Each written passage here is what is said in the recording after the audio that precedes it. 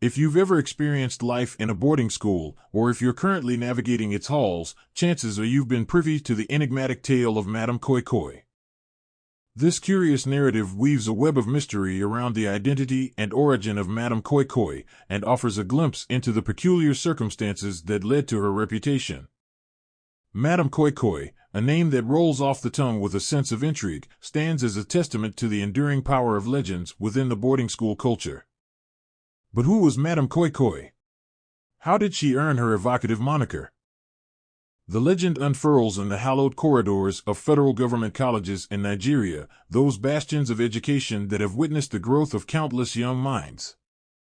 Amidst these hallowed halls, Madame Koi Koi emerged as an intriguing figure, her identity shrouded in the mists of uncertainty. She was the embodiment of fashion, an elegant teacher whose sartorial choices were as bold as they were distinctive.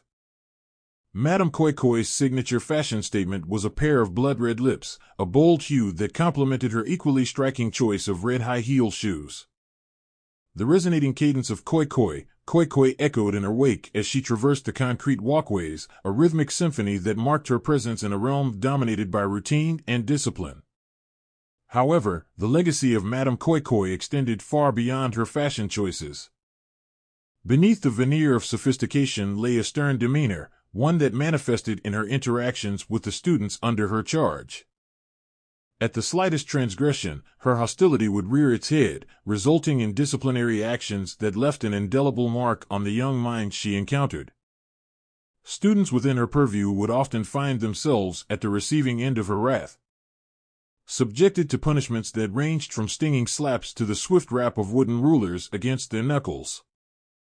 The thin cane, a tool infused with a mixture of ogogoro and alligator pepper, became an instrument of correction wielded with an unforgiving hand.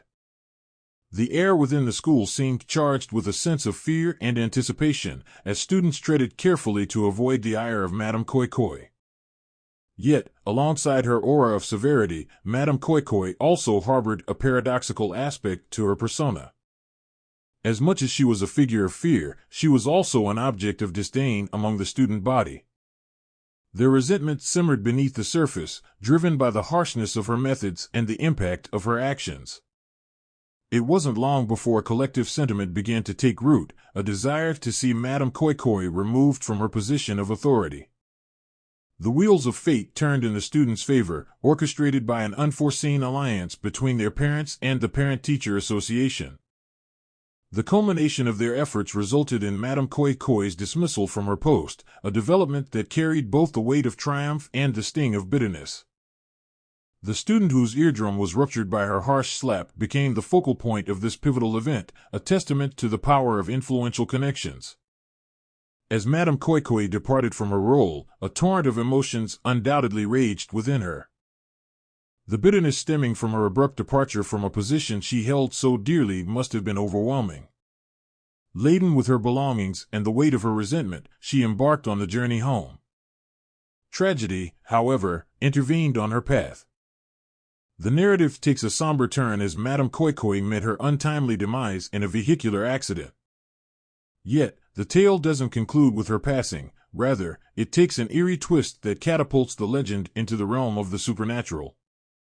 In her final moments, as life ebbed away, Madame Koi Koi made a chilling proclamation, a vow to exact vengeance for the perceived wrongs done to her. This oath, uttered with her dying breath, set the stage for the legend's haunting continuation. The object of her ire, the student whose actions contributed to her downfall, withdrew from the school under the shadow of this looming threat. Madame Koi Koi's spirit, it is said, became inexorably bound to the school grounds. The veil between the living and the ethereal seemed to thin as her apparition emerged under the shroud of night. Her disfigured visage, a consequence of the fatal accident, coupled with her festering resentment, compelled her to roam the premises under the cloak of darkness. Boarding house students, once the targets of her disciplinary zeal, now found themselves confronted by her spectral presence. Fear would clutch at their hearts as the hours grew late, and the nocturnal symphony of the school would be punctuated by the distinct koi koi koi of her high heels. These ominous sounds served as a harbinger of her haunting, as if she was on a relentless quest to avenge the perceived injustices of her past. As the legend of Madame Khoikhoi permeated the boarding school culture, a dichotomy of beliefs emerged. Some dismissed the tale as a mere fabrication, a narrative spun to curtail nocturnal wanderings and enforce the rule of lights out.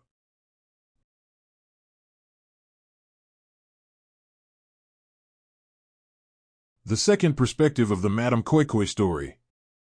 In the realm of Nigeria's boarding schools, the name Madame Khoikhoi reverberated through the corridors like an echo of fear.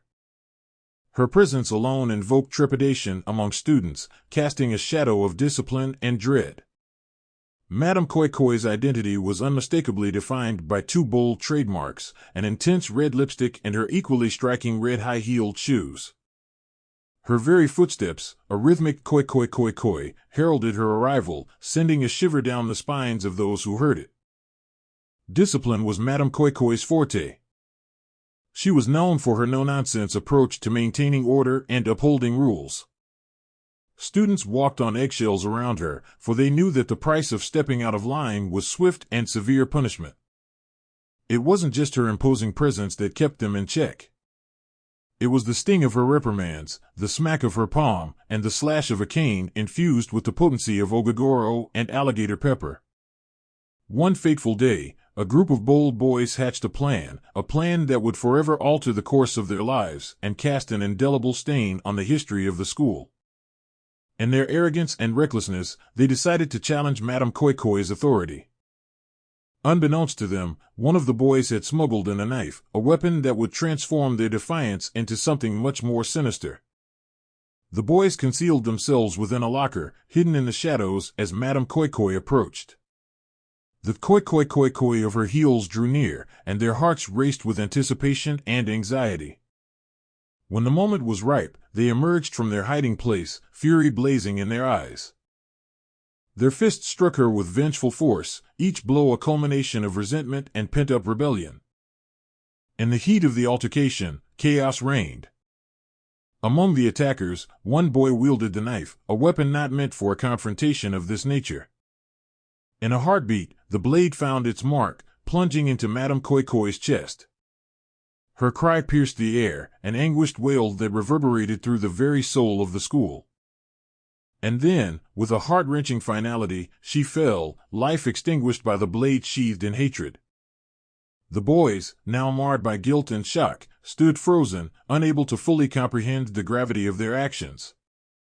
Madame Khoikhoi lay before them, her once fearsome spirit forever silenced. Panic washed over them, a tidal wave of realization that their audacious scheme had spun beyond their control. Madame Khoikhoi's death became a harrowing secret, buried beneath layers of deceit and fear. The school chose to obscure the truth, painting her demise as a robbery gone awry. But as days turned into nights, an eerie chill settled upon the institution. Whispers of Madame Khoikhoi's restless spirit began to circulate, her spectral presence lingering in the hearts and minds of those who had witnessed her demise. And then, on the 30th night after her death, the veil between the living and the dead seemed to tear asunder. Two of the boys who had participated in the attack met a gruesome fate, death's cold hand claiming them in a manner that defied rational explanation. The school, now gripped by a sense of foreboding and dread, could no longer turn a blind eye to the uncanny events unfolding within its walls. In the wake of these inexplicable deaths, the school's atmosphere turned oppressive. The air grew heavy with fear, and the specter of Madame Khoikhoi seemed to linger at every corner. Authorities grappled with the mounting unrest, unable to quell the whispers and rumors that had taken on a life of their own. The decision was made, under the weight of fear and uncertainty, the school would close its doors permanently. Students were dispersed to various institutions across the country, each carrying with them a shared memory of the tragedy that had befallen Madame Khoikhoi. But the story didn't end there. Madame Khoikhoi's vengeful spirit, it was said, transcended the confines of that fateful school.